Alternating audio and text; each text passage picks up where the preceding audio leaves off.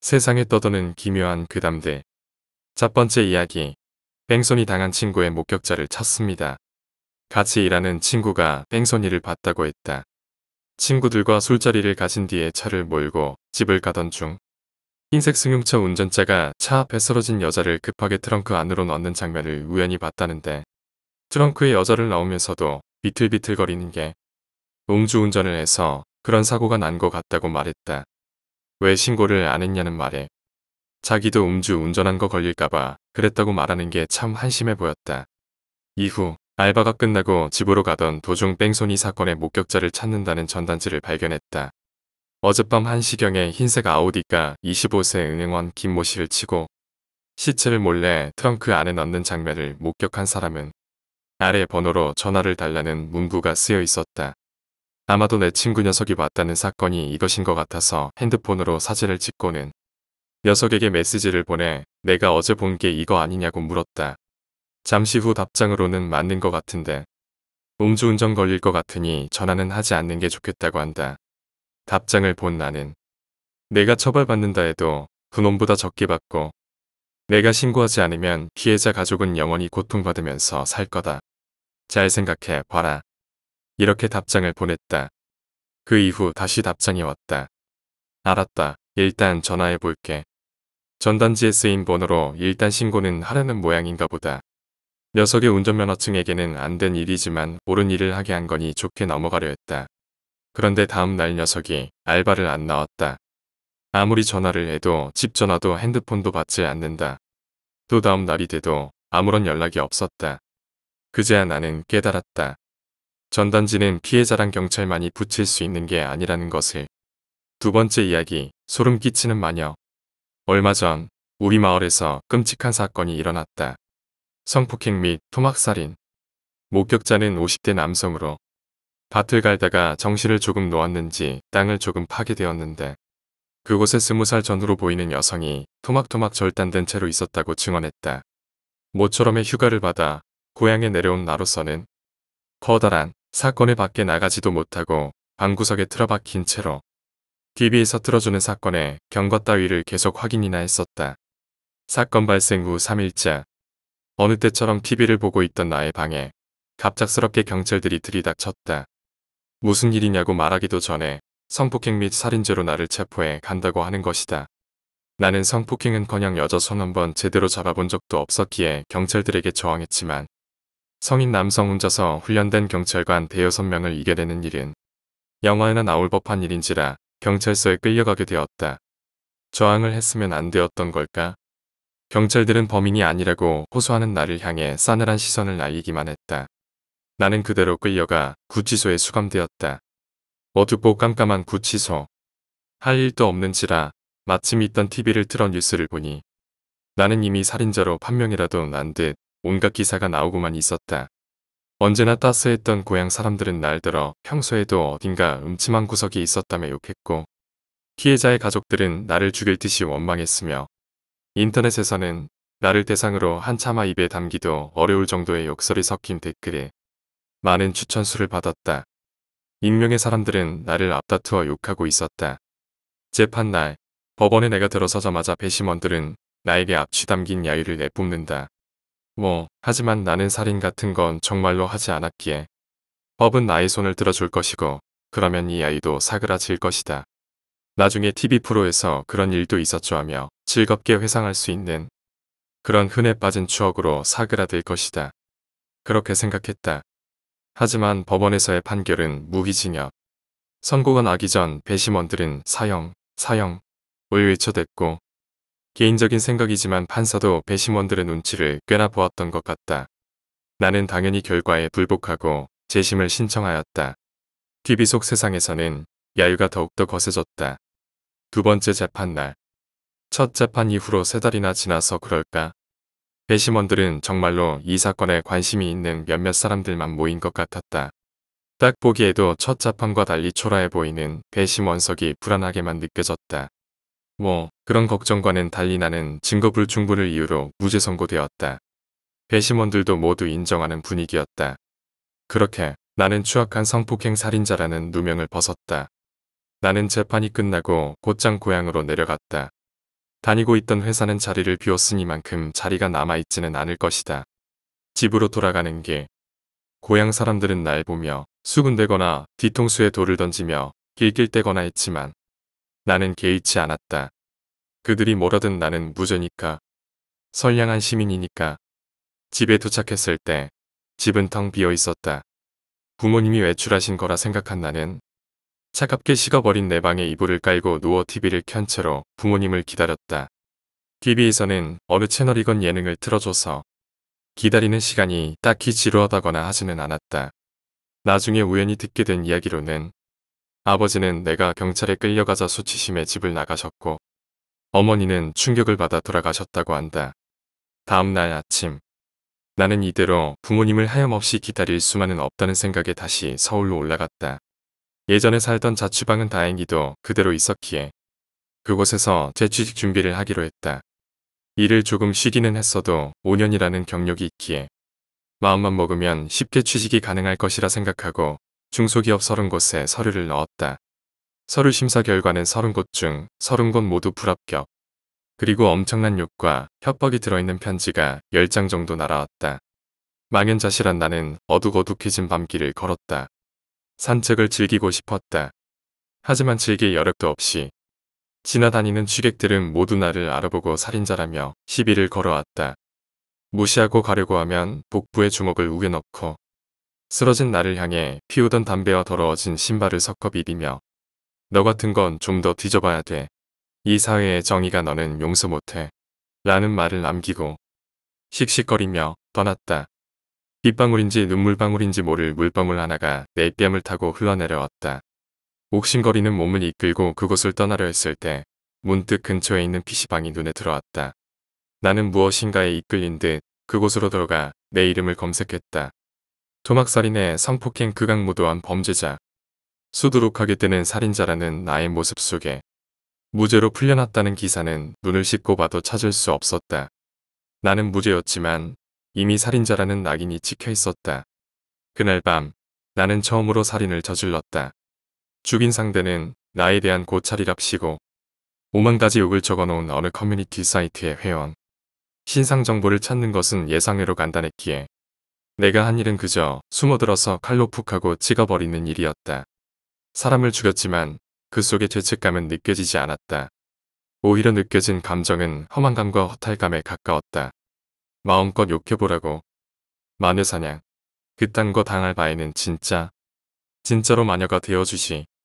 내가 9번째 살인을 저질렀을 때쯤 뉴스에서는 내가 7번째로 살해한 사건의 범인을 찾았다고 한다. 인터넷상에서는 역시나 모두 힘을 모아 그 인간을 욕하고 있다. 자, 또 다른 마녀의 탄생이다. 세 번째 이야기. 말하는 동물. 그놈을 사게 된 건 행운이었다. 세상에 말하는 동물이라니. 더구나 놈은 객과 동물이었다. 멍멍 짖는 그 개. 세상 어디에도 말하는 개는 없겠지. 우리가 아는 개들은 그저 멍멍, 낑낑 혹은 으르렁 목울대를 긁어대는 소리를 낼 뿐이니까. 그런 놈은 진짜였다. 말하는 흉내를 내도록 조련받은 구간조 따위와는 차원이 다른 진짜 정말로 말할 줄 아는 동물. 그런 귀한 놈을 5일장 시장 바닥에서 발견했다면 누가 믿어줄까? 암컷은 3만원, 수컷은 2만원. 말만 잘하면 만원짜리 지폐 한 장에도 거래가 성사되는 그런 곳에서 놈은 주름이 자글자글한 노인 앞에서 오들오들 떨고 있었다. 눈 녹은 물로 질척거리는 시장 바닥 위에서 한겨울 찬바람을 막아줄 것이라곤 뒤퉁이가 찌그러진 라면 박스가 전부였다. 노인의 무심함 속에 방치된 4-5마리 새끼들은 멀리서 보기에도 심하게 떨고 있었다. 처음 놈을 쳐다본 건 그 작은 몸집 때문이었다. 오동통한 제 형제들에 비해 왜소한 몸은 어찌 앙상하게 느껴지기까지 했다. 다른 배에서 나온 놈들 섞어 놓은 건 마냥. 그런데 가지 마세요. 너무 추워요. 어라? 놈이 나한테 말을 걸었다. 새까만 눈으로 날 보면서 정확히 저를 사주세요 하고 그 목소리엔 어색함이라곤 없었다. 날 때부터 말한 법을 터득한 것처럼. 심지어 사람의 새끼도 갓 태어났을 적에는 그저 응애응애 울 줄만 아는데도 놈은 숨 쉬는 것처럼 자연스럽게 사람의 말을 내뱉었다.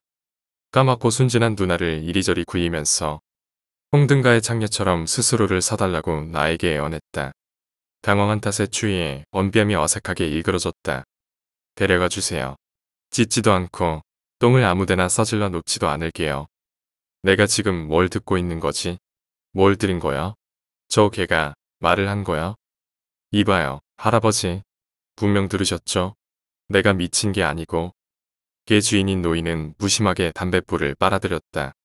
너무 뿌연 담배 연기를 얼굴로 맞으며 예원의 눈초리로 나를 올려다보았다. 드디어 노인이 입을 열었다. 3만원. 암컷 3만원, 수컷 2만원. 그제야 나는 놈이 암컷이었음을 깨달았다. 하기야 암수가 무슨 상관이었을까? 말을 할 줄 아는 놈인거. 노인은 다급하게 손가락 하나를 잡았다. 2만원만 줘. 더는 안 돼. 커서 새끼 낳으면 내다 팔면 되니까. 응? 새끼 낳을 때까지 크기나 할까? 내일 죽어도 이상하지 않을. 비쩍 마른 놈을. 나는 구겨진 지폐 2장을 내밀었고 노인은 까만 비닐봉지를 내밀었다. 그 봉지 속에서 놈이 주둥이만 따끔 내밀고 고마워요. 고마워요 속삭였다. 나는 미심쩍게 봉지를 들어 올렸다. 가다가 찢어지면 어쩌려고요. 하는 말이 목구멍으로 도로 들어갔다. 워낙 작은 몸이라 무게조차 거의 느껴지지 않았기 때문이다. 달랑달랑 봉지를 흔들며 집으로 갔다. 놈은 집에 도착할 때까지 시 죽은 듯 웅크리고 있었다. 낑낑 끙끙. 개들이 낼 법한 소리도. 천천히 좀 가요. 사람 말할 줄 아는 개가 낼 법한 소리도 내지 않고. 집에 도착하자마자 놈을 봉지에서 꺼내 주었다.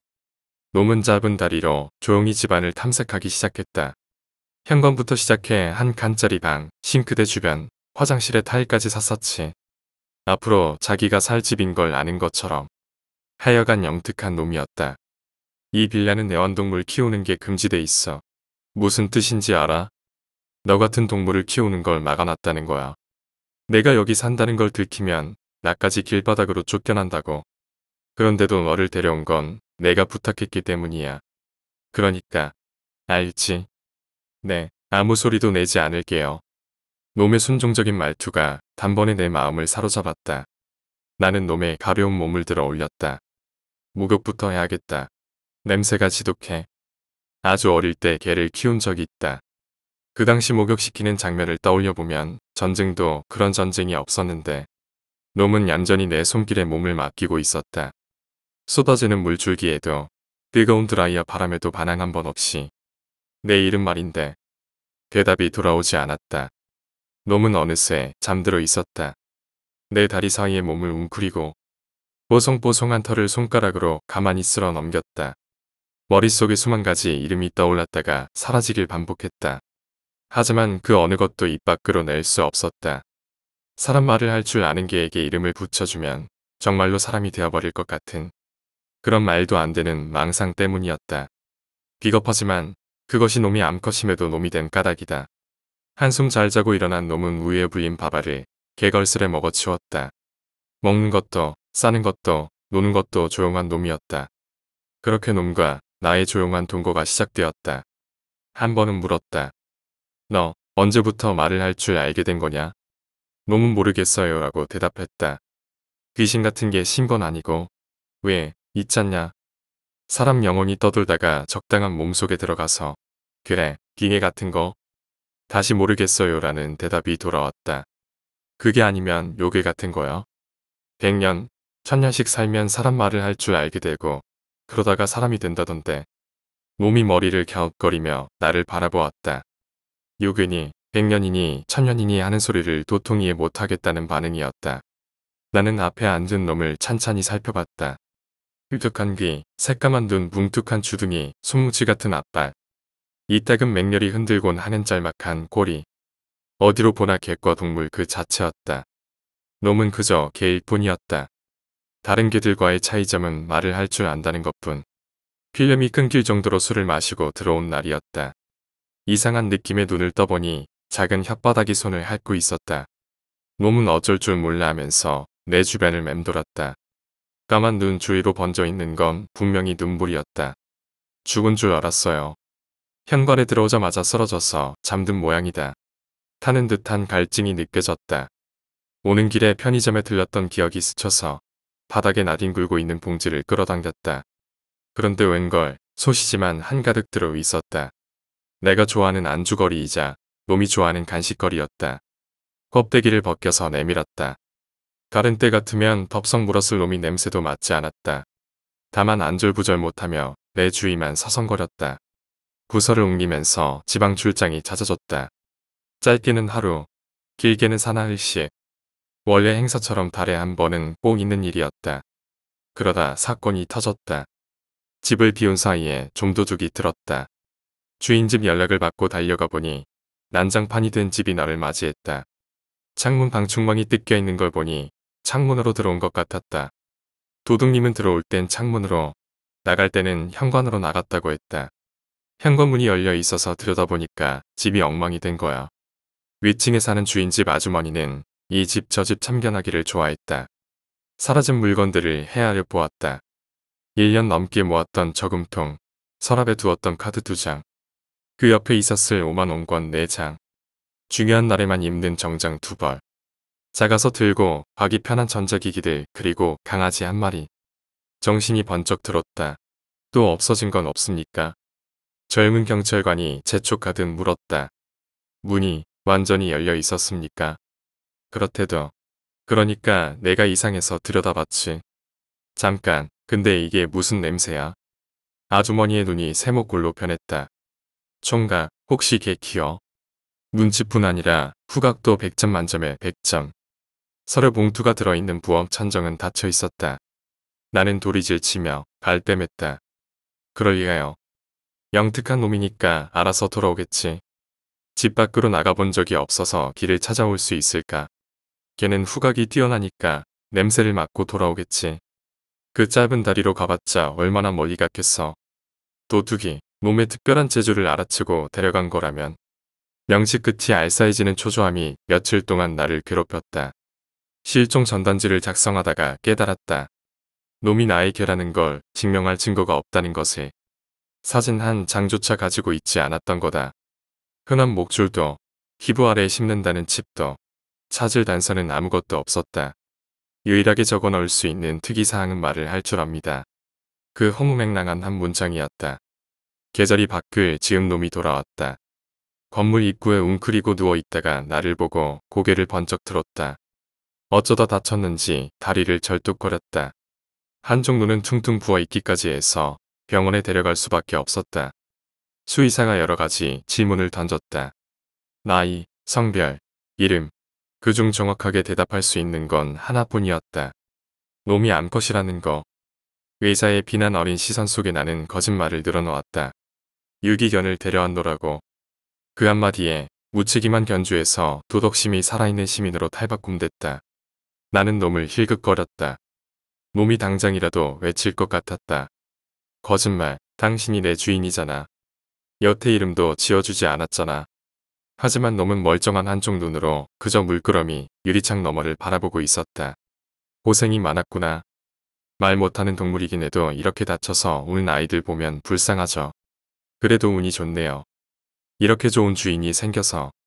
놈의 상태를 진찰하던 수의사가 어이구 난감한 듯 혀를 찼다. 새끼를 뱉네요.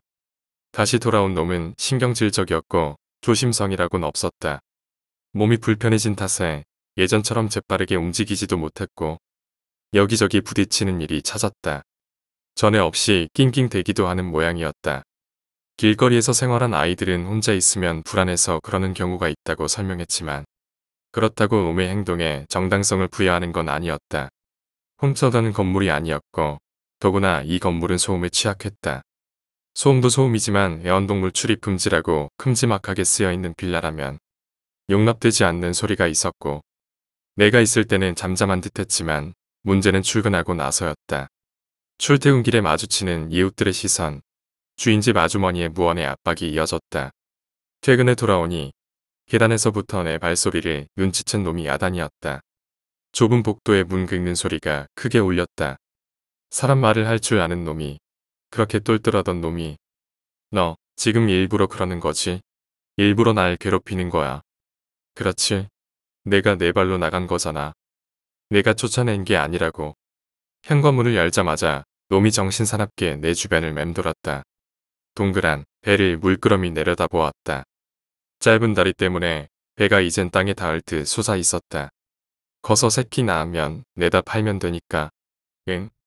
시장에서 놈의 첫 번째 주인이었던 노인이 했던 말이 귓전에 메아리 쳤다. 놈이 2만원짜리 수컷이 아닌 3만원짜리 암컷이었다는 사실이 귀부로 다가왔다. 쟤 아무리 사람 말을 할 줄 아는 영특한 개였어도 사지 말았어야 했다는 생각이 문득 들었다. 출장을 갔다. 출장을 가지 않으면 친구 집에서 밤을 보냈다. 집이 기피의 대상이 된 원인은 어렵지 않았다. 일주일간 집을 비웠다가 돌아온 날에 놈은 화장실 바닥에 고인 물을 핥고 있었다. 나에게 보려는 듯이 배고파요, 목말라요 하며 기계적으로 사료통을 채워주고 물그릇을 채워주고 집을 나섰다. 현관문은 빼꼼 열어두고 다시 이틀 만에 돌아왔을 때 현관문은 조금 열려 있었다. 이번엔 주인집 아줌마도 오지랖을 떨지 않았던 모양이다. 어두운 방, 놈의 눈이 파랗게 빛났다. 놈은 비척대며 몸을 일으켜 나에게 걸어왔다. 다른 때 같으면 반나절 만에 먹어치웠을 사료는 이틀이 지났는데도 반이나 남아 있었다. 나의 부재가 오래도록 이어질 것이라는 걸 예상한 것처럼 길을 헤맸던 놈이 제 발로 집을 나가진 않겠지. 그렇다면 2달 만에 집에 돌아왔다. 주인집 아줌마는 볼매 소리로 썩는 냄새가 난다는 민원이 들어왔다고 했다. 그 말을 들으며 기묘한 환희가 느껴졌다. 말대로 현관 앞에서부터 지독한 냄새가 풍겼다. 냄새는 안으로 들어서자 한층 더 강해졌다. 악취의 원흉을 찾는데 시간이 걸리지도 않았다. 한 칸짜리 방이었으니까. 놈은 침대 위에 웅크리고 있었다. 앙상한 갈비뼈가 처음 놈을 만났던 날을 떠올리게 했다. 이불은 갈색 얼룩으로 엉망이었다. 피가 말라붙은 자국이었다. 형체를 알아보기 힘든 주먹만한 크기의 핏덩어리들이 놈의 주변에 떨어져 있었다. 텅 빈 사료통과 물그릇 주위로 날파리가 날아다녔다. 이불이고 매트리스고 싹 다 버려야 할 지경이었다. 하지만 문제될 건 없다. 내 손엔 이미 고무장갑과 쓰레기통부가 준비돼 있었으니까. 이불채로 들어 올린 순간 놈이 눈꺼풀을 들어 올렸다. 눈이 마주친 시간은 불과 1, 2초였지만 놈 말을 할 줄 아는 기였기 때문에 그 목소리만은 쓰레기 봉투를 비집고 흘러나왔다. 놈이 마지막으로 말했다. 미워. 라고.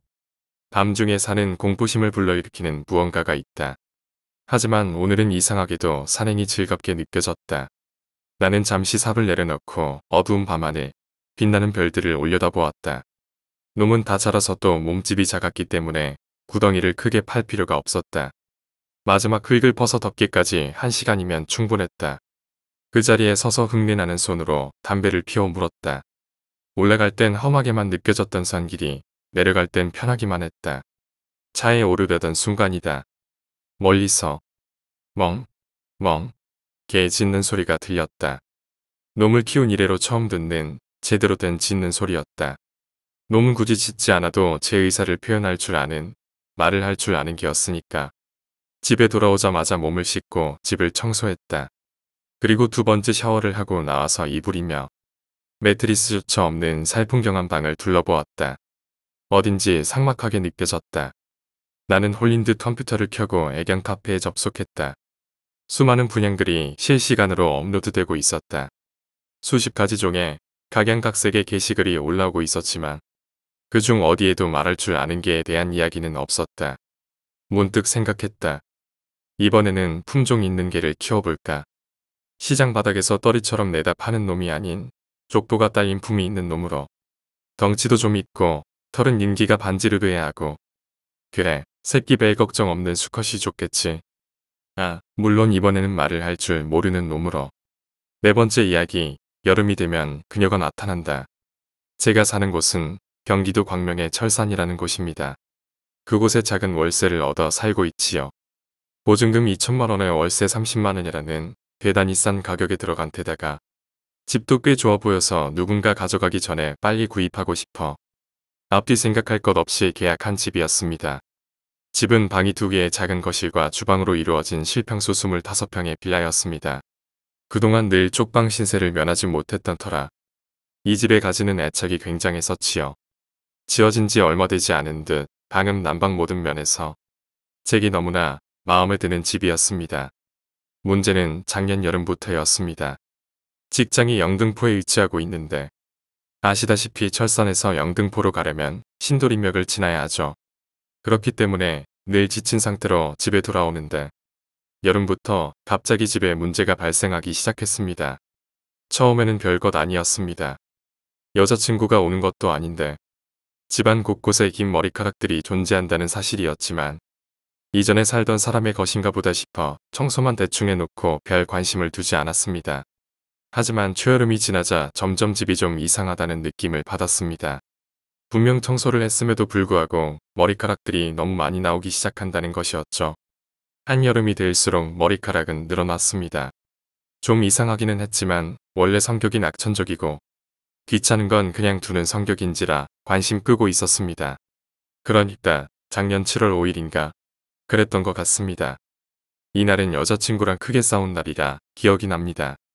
주말을 망쳐 크게 기분이 안 좋았던 저는 집에 들어왔다가 샤워를 하러 욕실에 들어갔습니다. 근데 가뜩이나 기분도 나쁜데 욕실이 막혔는지 수축 구멍이 있을 곳에서 시커먼 물이 펑펑 올라오는 게 보였습니다. 다행히 물이 문턱을 넘지는 못했지만 금세라도 넘실거리며 올라올 것 같았습니다. 너무 화가 나서 마구 소리를 지르며 뭔가 박살내고 싶었지만 애써 그런 기분을 참으며 욕실에 들어섰던 것 같습니다. 그리고 수축 구멍을 찾아 압축기로 쿡쿡 찍어 당겼습니다. 하지만 별로 소용이 없는 것 같았습니다. 이대로라면 물이 넘쳐서 나가버릴 것 같아 우선은 대야를 가져다가 물을 담아 변기에 버렸습니다. 몇 번을 버리는데 발에 이상한 느낌이 들었습니다. 그러니까 지저분한 하천에 맨발로 발을 담갔더니 수초나 뭔가 지렁이 같은 게 피부를 스치는 느낌. 그런 느낌이었습니다. 화들짝 놀라서 변기 위에 올라섰는데 물을 많이 퍼내서 그런지 제 발을 스친 게 보였습니다. 머리카락. 혼자 그렇게 허탈하게 중얼거린 것 같습니다. 예, 머리카락이었습니다. 그것도 한두 가닥이 아니라 심각할 정도로 많았습니다. 머리카락이라기보다는 무슨 미역줄기 같이 보일 정도였습니다. 뭐야? 대체 저 머리카락들이 다 어디서 오는 거야? 순간 겁이 더럭 났지만 제 특유의 성격이 그런지라 그저 예전에 있던 머리카락이 수척 구멍에서 막혀 있다가 지금쯤에서 기어 나오는가 보다 하고는 물을 퍼냈습니다. 아무리 좋게 생각해도 차마 바닥에 발을 대기가 싫어 변기 위에 올라선 상태로 물을 퍼냈습니다. 누군가 봤다면 매우 웃긴 상황일 것 같지만 어쩔 수 없었습니다. 나름대로 공포에는 면역력이 있다고 생각했는데도 실제로 이런 상황이 되어버리니 정말 무섭더라고요. 슬리퍼 밑창에 약간 닿을 정도까지 물을 퍼내자 머리카락이 어디에서 기어 나왔는지가 보였습니다. 수척 구멍에서 기어 나오고 있었지요. 그걸 보자 아까의 무서움보다는 저딴 게 들어있으니 물이 역류를 안 하겠냐라는 생각이 들었습니다. 그래도 그 머리카락을 맨손으로 잡는 건 심하게 꺼려져서 나무젓가락을 가져와서 잡아당겼습니다. 잘 빠지지 않더라고요. 처음에는 젓가락으로 잡아당기다가 손가락이 아파오기 시작하자 특유의 귀차니즘이 발동하니 무섭고 징그러울 것보다는 이걸 빨리 끝내고 쉬고 싶다는 생각이 먼저 들었습니다. 맨손으로 잡아당겼습니다. 안 빠집니다. 뭔가에 제대로 걸린 모양입니다. 차라리 편의점에서 염기성 용해제라도 사다가 붓는 게 낫지 않을까 싶었지만 물이 계속 다시 역류해 올라오는 상황에서 무리일 것 같았습니다. 그래도 다행인 것은 머리를 잡아당길 때마다 기포가 올라온 것이 아마도 이 머리카락이 역류의 원인인 듯 싶었습니다. 이것만 제거하면 바로 뚫릴 것이 느껴지자 마치 방정식이라도 푸는 것 같은 기분도 들더라고요. 해답을 찾았으니 이제 뽑는 법만 알면 된다. 뭐 그런 기분이었습니다. 다시 몇 차례 물을 퍼내고 머리카락을 당겼습니다. 아까까지는 손가락으로 잡고 당겼다면 이제는 머리카락을 손에 감고 마구 잡아당겼습니다. 그러자 크이 하는 괴상한 소리와 함께 기포가 마구 올라왔습니다. 깜짝 놀랐던 저는 머리카락을 놓고 마구 뒷걸음질 쳤습니다. 온몸에 잔뜩 그 역겨운 물이 묻었고 손이 바들바들 떨렸습니다. 공포영화 같은 걸 보면서 심드렁하게 푸딩을 먹는 게 접니다. 어지간해서 뭔가를 보고 놀라는 일이 없는데 정말 처음으로 그렇게 놀라본 것 같았습니다. 스트레스를 받으면 칼륨이 부족한 건지 눈가가 파르르 떨리는데 오른쪽 눈이 너무 심하게 떨려서 손으로 누르고 비벼도 그 떨림이 멈추지 않았습니다. 잘못 들은 건가? 말도 안 돼. 수많은 생각이 교차했습니다. 종교도 없고 귀신 같은 건 전혀 믿지 않는 저였지만 이번에는 너무 무서웠습니다. 군생활 당시에 이군단 특공연대에서 복무를 했을 때에도 다른 애들이 묘지는 무서워서 못 있겠다고 했지만 저 혼자서 이렇게 양지 바른 데가 어디 있냐 하며 묘지 잔디밭에서 정말 편하게 자는 신경 굵은 인간의 표본 같은 사람이었는데 이건 정말 감당이 안 될 것 같았습니다. 어차피 내일은 일요일이니까 집 말고 다른 데서 자야겠다. 집에 있기가 너무 무섭더라고요. 그래서 나왔습니다. 여자친구에게 연락했습니다. 미안하다고 하며 다시 보자고 말했습니다. 평소에 절대 먼저 사과를 하지 않는 성격에 제가 이렇게 말하자 여자친구도 바로 화가 풀렸는지 자기도 미안하다고 하며 지금이라도 다시 보자기에 차를 몰아 그녀의 집으로 갔습니다. 여자친구의 집에 가자마자 우선 몸을 씻었습니다. 뒷걸음질 치다가 물에 빠져 그 물을 뒤집어 쓴 탓에 매우 기분이 나빴기 때문입니다. 옷도 갈아입었지만 그 역겨운 냄새가 계속 몸에서 나는 것 같았습니다. 씻고 나와 여자친구에게 내 몸에서 뭔 냄새 안 나? 하고 말하니 여자친구는 한참 제 몸에 코를 대고 킁킁거리다가 응 안 나 하고는 안겨왔습니다. 갑자기 기분이 탁 풀리더라고요. 이제부터는 무슨 일 있으면 제가 먼저 사과를 해야겠다는 생각이 들기도 하고 집에 있었던 일이 뭔가 바보같이 느껴지기도 했습니다. 그때 여자친구가 제 몸에서 뭔가를 집어들었습니다. 응? 머리카락. 제가 그동안 집에서 긴 머리카락이 나온다는 얘기를 자주 했기에 그녀는 대수롭지 않게 제 몸에서 머리카락을 떼어내고는 그것을 살펴봤습니다. 와, 길다. 머리카락은 정말 길었습니다. 그리고 꽤나 직모였는데 곱슬머리인 여자친구 입장에서는 그것도 부러운지 연신. 와, 나도 이런 생머리였으면 좋겠다 하고 중얼거립니다. 저는 그 머리카락을 빼앗아 이런 재수 없는 게 뭐가 좋다고 머리카락을 말아 스카치 테이프로 감아서 창밖으로 던져버렸습니다. 그 이후로도 같이 TV를 보고 맥주도 한 잔 마시면서도 그녀는 계속 제 몸에서 머리카락을 찾아냈습니다. 저는 당장이라도 옷을 벗어 다 태워버리고 싶다는 생각을 하다가 이내 그녀의 집에 제 옷이 있다는 걸 기억하고는 가을 오심에도 불구하고 입고 있던 옷을 전부 벗어 비닐봉지에 집어넣고 옷을 갈아입었습니다. 심지어 입고 있던 옷은 전부 갖다 버리기도 했고요. 여자친구는 처음에는 제가 과민 반응을 보이는 게 아니냐고 묻다가 어느 시점을 기점해서 공포에 질리기 시작했습니다. 제가 옷을 버리고 온 사이 그녀는 바닥을 연신 쓸어내고 있었습니다. 그리고 쓸어도 나오는 머리카락에 점점 이 상황을 두려워하고 있었습니다. 몸이 근질거립니다. 손으로 근질거리는 목 언저리를 쓰다듬자 머리카락이 손과 목 사이를 드르륵 굴러갑니다. 머리카락을 떼어냅니다. 근데 아무리 떼어내도 계속 나옵니다. 저는 그녀를 데리고 여자친구의 집에서도 나와 그녀의 집 주변 술집을 찾았습니다. 그녀가 사는 곳은 숙대 인근의 원룸촌이었는데 근처에 술집이 작은 펍밖에 없어 그곳으로 자리를 옮겼습니다. 둘 다 심하게 질린 얼굴로 앉아 맥주를 시켜놓고 가만히 아무 말 없이 서로를 바라보기만 했습니다. 얼굴이 또 근질거립니다. 손으로 쓸어내자 머리카락이 떨어져 내렸습니다. 오빠, 뭐야 대체. 뭐야 이거. 머리도 근질거립니다. 머리를 긁어내자 머리에서도 또 머리카락 한두 가닥이 잡힙니다. 몸이 근질거립니다. 몸을 쓸어내자 또 머리카락이 떨어집니다. 계속 뽑아내는 머리카락이 테이블 위에 잔뜩 쌓이기 시작했습니다. 여자친구가 더더욱 눈에 공포를 담고 저에게서 슬금슬금 멀어집니다. 전 이래서는 안 되겠다고 생각하고 그녀의 친구의 집으로 그녀를 보냈습니다. 그리고 저는 혼자 모텔에서 자기로 했습니다. 모텔에서도 머리카락은 계속 제 몸에서 떨어져 내립니다. 샤워하고 옷까지 전부 벗었는데도 계속 떨어져 나왔습니다. 저는 침대 위에 몸을 잔뜩 웅크리고 앉아 떨어지는 머리카락마다 계속 떼어내어 바닥에 떨어뜨리기를 반복했습니다. 그렇게 밤을 넘겼습니다. 아침이 되었는지도 몰랐는데 여자친구에게 전화가 온 것을 받고는 그제야 창문을 열었습니다. 모텔 창문이라는 게 밖이 보이지 않게 나무문 같은 거로 막혀 있는지라 문을 열자 밖에 빛이 잔뜩 들어옵니다. 그리고 바닥에는 어제의 일이 꿈이 아니라는 것을 알려주던 머리카락이 잔뜩입니다.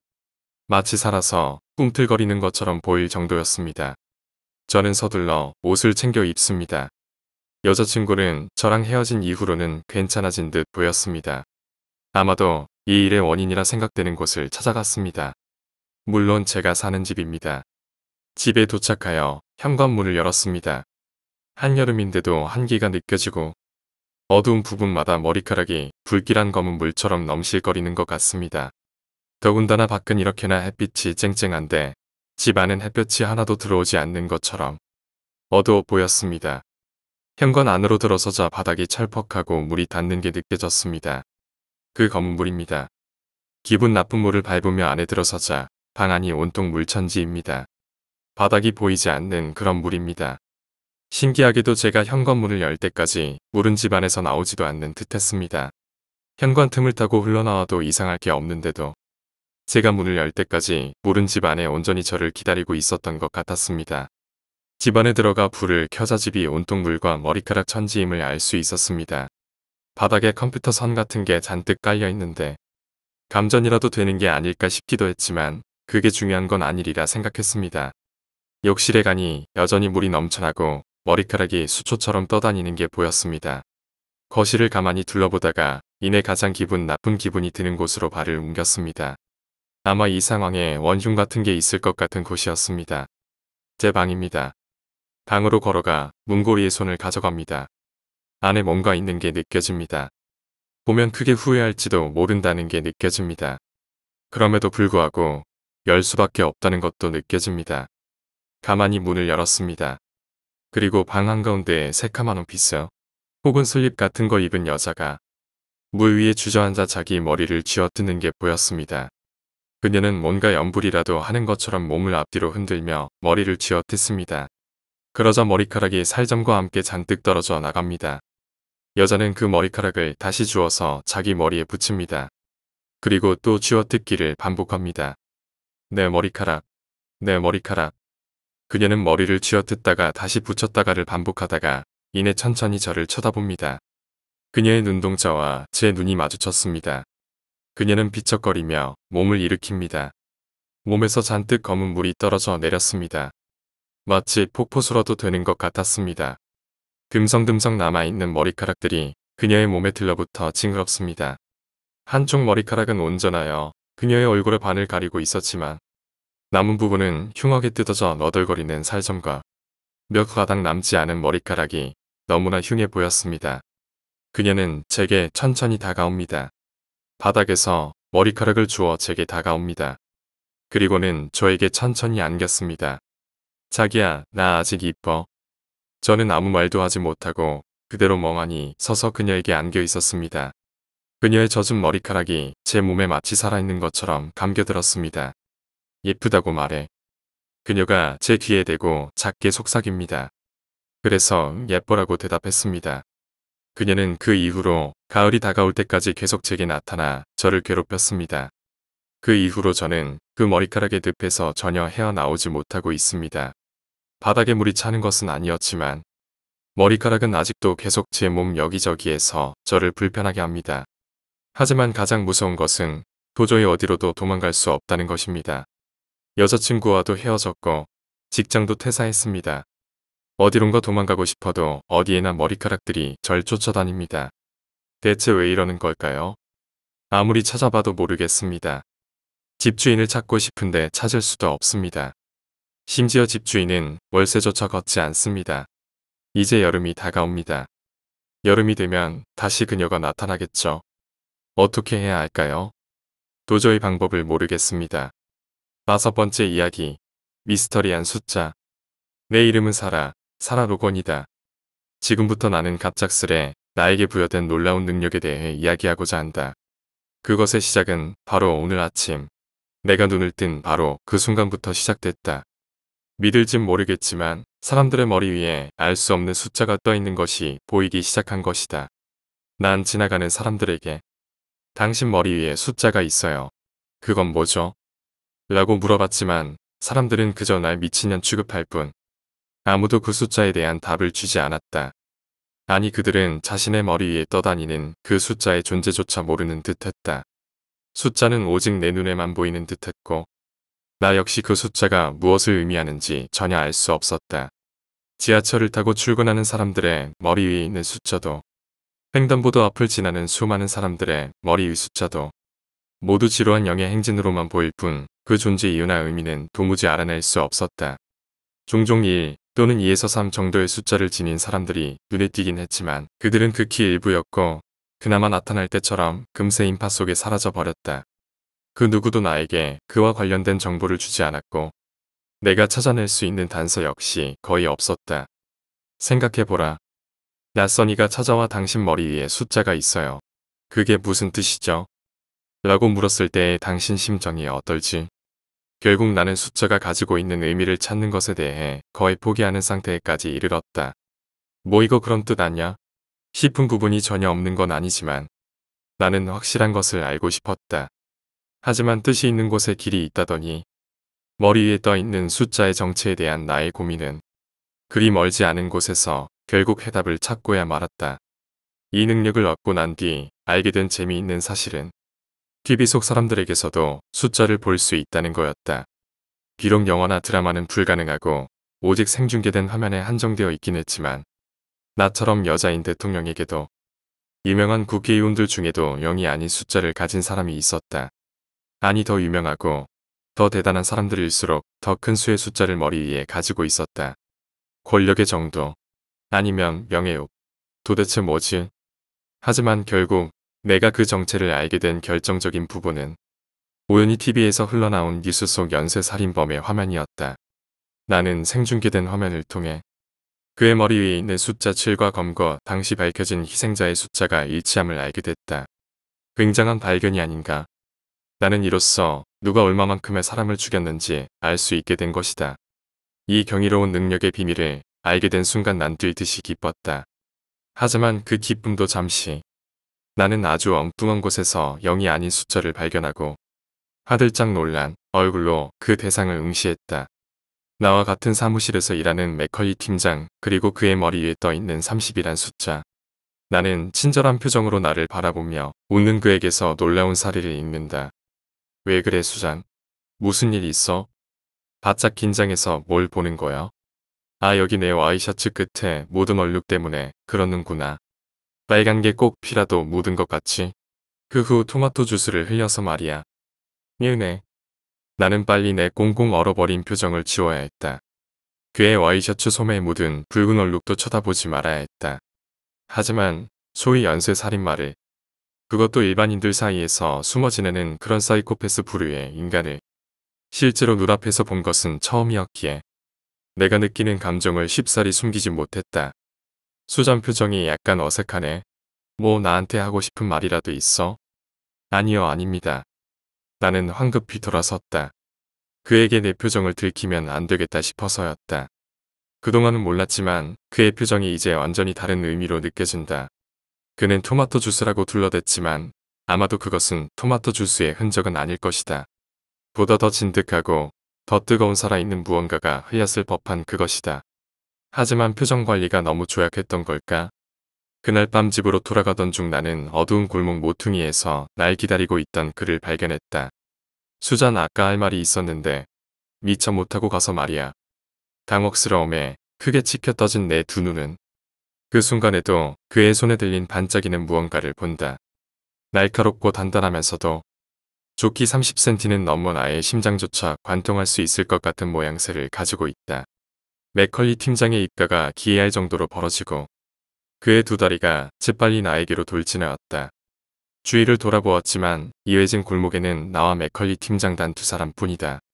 그리고 강력범죄로 흉흉한 요즘은 누군가의 처절한 비명소리가 들린다고 해도 모른 척 지나가겠지. 오늘따라 할렘가에 가까운 이곳 다운타운이 적막하게만 느껴진다. 나는 거친 숨을 몰아 쉰다. 그리고 골목 모퉁이의 어두운 쇼윈도 위로 나를 비춰본다. 얼굴과 목, 그리고 가슴팍이 모두 붉은 피로 흠뻑 젖어버렸다. 나는 내 어깨 쪽지를 타고 흐르는 피를 바라보며 생각했다.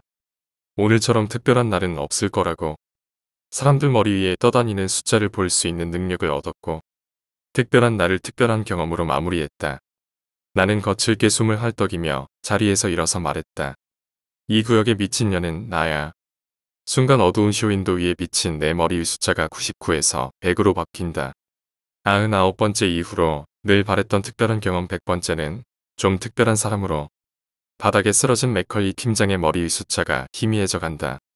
6번째 이야기, 무당. 어느 두 여자가 있었습니다. 서로 매우 친한 친구고 서로의 연애 상담을 주제로 이야기를 많이 하곤 했습니다. 그러던 어느 날 한 친구가 용한 무당을 알게 되었다고. 같이 한번 재미삼아 남자친구와 관련해 연애사주를 보러 가자고 했고 다른 친구도 흔쾌히 가자고 했습니다. 점집에 도착했고 둘은 같이 들어가 점을 보려고 앉았는데 무당이 갑자기 미간을 찌푸리더니 오늘은 여기까지 하겠네 돌아가시게 라고 말을 하면서 친구 한 명에게 돈다발 한 뭉치를 턱 내놓으며 여기까지 왔는데 그냥 돌려보내긴 미안해서 그 둘은 헛걸음을 했던 것이 짜증이 날 법했지만 꽁돈이 생겼기 때문에 그 돈으로 신나게 먹고 즐기면서 돈을 썼습니다. 그런데 다음날 같이 점 보러 갔던 친구가 교통사고로 목숨을 잃었습니다. 다른 친구는 슬픔에 잠겨있던 와중에 어제 갔던 점집이 생각나 한 걸음에 달려갔습니다. 점집에 도착하자마자 무당에게 그깟 돈 몇 푼하고 내 친구 목숨하고 바꾼 것 아니냐고 영혼이라도 판 것 아니냐고 화를 냈습니다. 그러자 무당은 친구가 죽을 걸 미리 알고 있었다고 말했습니다. 그래서 여자는 그걸 어떻게 우리가 앉자마자 알았냐고 물어보니까 이렇게 답했다고 합니다. 요 근래에 죽을 사람들은 내 방으로 들어올 때 거꾸로 물고 나무를 서서 들어와